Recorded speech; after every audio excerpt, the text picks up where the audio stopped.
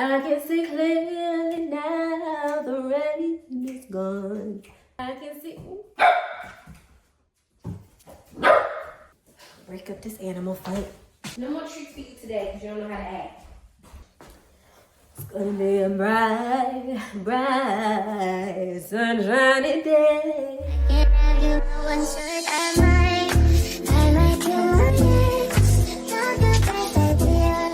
Just new girlfriends next time I get here. What's up, Eccentric Flo fam? Welcome back to my channel. If you're new here, then stick around, see if you love me. If you do, then subscribe and turn your notification bell. If you're not new here, then welcome back. Thank you for being here. Thank you for loving me as much as I love you. And yeah, let's get right into today's video. If I'm distracted, I have a puppy and he is being a menace to society.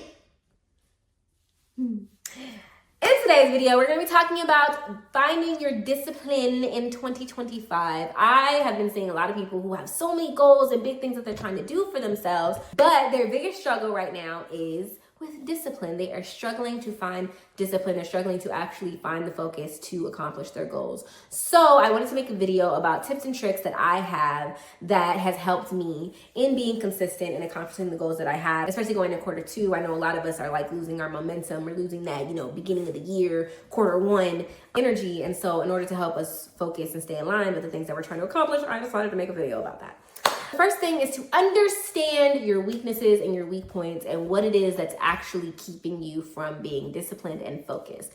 I know for me, it is my perpetual binge watching. I watch a lot of boy love, Asian dramas, and that can pretty much take over my entire life. So I have to identify those threats to your discipline and find ways to tackle them, change them, maybe change your schedule, maybe cut something out of your life until you get certain goals accomplished. Whatever it is that's in the way of your discipline, start attacking those things. That sometimes takes a lot of self-awareness, that sometimes take a lot of self-reflection.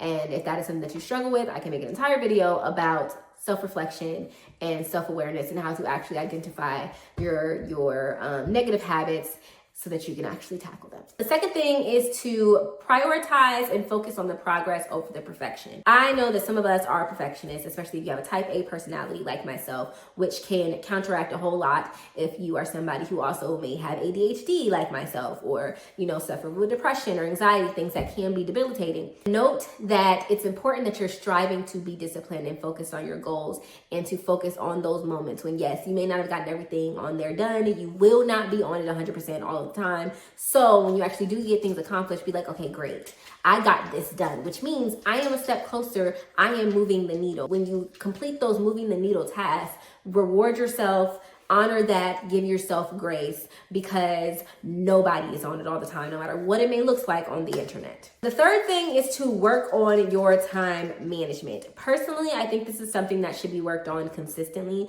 I know that some people set up something to help them with their time management. I can make an entire video about time management by itself, but I think that it needs to change. You have to revisit it because sometimes the way that we manage our time has to change because we change, our lives change, the way that we actually find ourselves being productive and the methods that we use in order to accomplish that do change as we grow. I know that you guys have seen me a lot go through stages where I'm not doing a morning routine, go through stages where I have a very fluid morning routine, go through stages where I have a very on the nose specific morning routine that's important. It's a 30-minute morning routine, I have to stick to it. And then there's times when I'm just letting my mornings roam free because my life and my circumstances and what it is that I need in order to be productive does actually change. So I do think that working on time management is something that I believe you should at least look at and reflect on quarterly. Does this method, does time blocking still work for me? Does setting timers and alarms still work for me? The fourth thing is something that I feel like I say in every single video that's about time management, finding discipline, focus, anything, is to break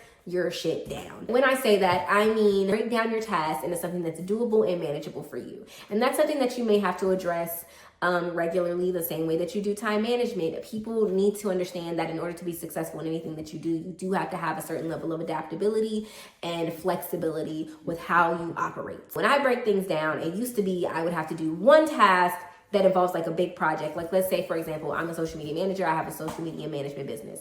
When I was a one-woman show, I would have to break down a day for strategy, a day for content calendars, a day for copy, blah, blah, blah, blah, blah. Now I can actually do like the strategy for the entire quarter and the content calendars in one sitting. And that actually sometimes, not all the time, but boosts the creative energy that I have in order to create the copy or in order to create something else. Sometimes certain tasks can be batched together. It doesn't all have to be broken down into like these little things, but having them separated, it doesn't seem like such a big thing to have an entire month's worth of content created and done and ready to go if you break it down into steps and you just look one step at a time. Because everything that you do at the end of the day is one step at a time. The fifth thing is to maybe get accountability partners. Now this is something that I have on and off. Me and a few of my friends, we do like check on each other, tell each other about our goals, the things that we're trying to accomplish, the things that we're trying to do. I have a friend who has a business, Jazzy's Crochet. She has a different type of business than me, but we do reach out to each other regularly, say, hey, what are your goals for this quarter, for this month, for this week?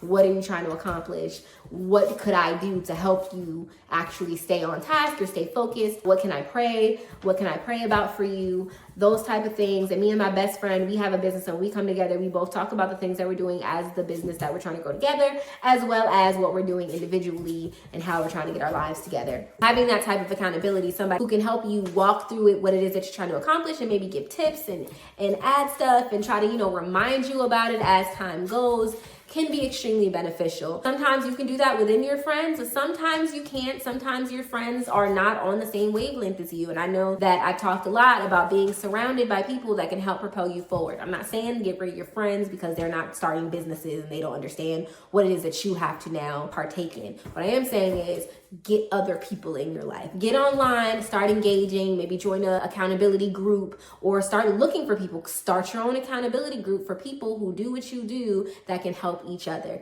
If you are a fellow YouTuber and you need help being consistent with creating content, join a group of content creators that are talking about like, hey, what content are you creating today? What are you doing today? What's going on today? What are you doing this week? How can we help you? What can we remind you to do? What can we help keep you on task for? Finding that community, even if it's not people that you know personally, it could be virtual besties. Find those people. I promise you it's worth it. The last thing is going to be probably the hardest pill for a lot of people to swallow, is to just be disciplined.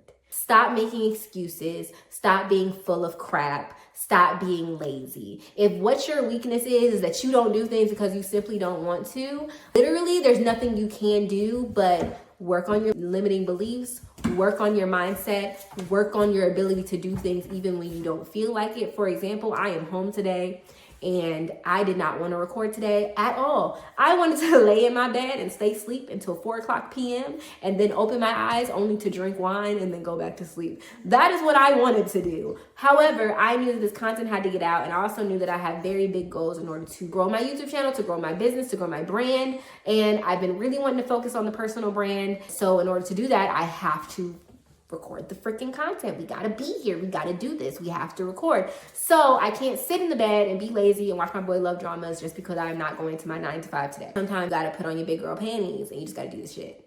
And that is like the biggest piece of advice, is you can do all the other things that I said, but sometimes really the only thing in your way is you. So get your ass out of bed and go do the things. Honestly, the more actionable you are, the more action that actionable you are, I don't know if that's right, but the more action that you take, the more likely you are to continue to take action. Like for example, when I get on here, I don't want to record a video and I sit here and I record, I'm likely to keep recording. After I'm done recording, a lot of the times I want to record more. I just ran out of the stuff that I was supposed to record, and I'll be like, okay, what else can I do? What else can I record? What else can I? Because action breeds more action. A lesson that I learned in one of my favorite books, The Subtle Art of Not Giving a Fuck. So make sure that you are actually taking action and not using excuses. A lot of us like to use excuses. Oh, I don't have time. I could do this. This is going on. Oh, but I could do this next week. Oh, I have time on Saturday, so I don't have to do this today. You also have time right now. Get up and do it. If you found this video helpful, if you would like a part 2 of this video, or if you have any other video ideas that you guys would like to have from me,